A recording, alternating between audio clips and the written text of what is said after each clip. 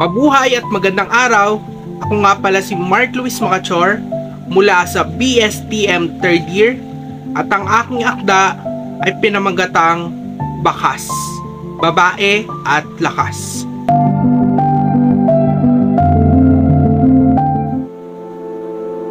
Oh, bakit ka nandito?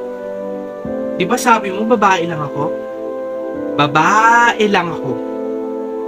Babaeng limitado lang ang kayang gawin.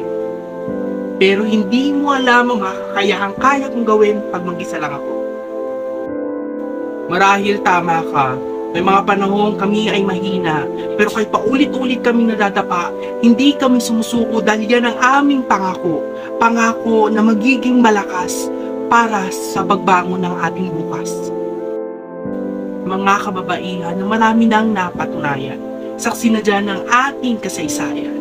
Mga babaeng bayani na nagtanggol sa ating bayan, makuha lang natin ang inaasam na kalayaan.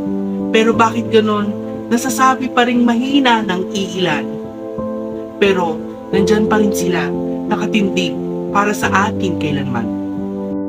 Mapaguro, doktor o politiko o ano pa mang propesyon.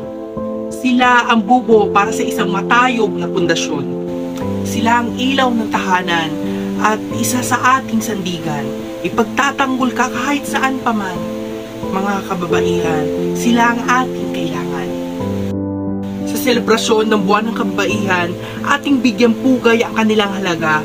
Halaga na sa simpleng pagbati lamang ay tiyak nila'y mararamdaman ang kanilang halaga para sa bayan, para sa lipunan, para sa mundo na ating ginagalawan.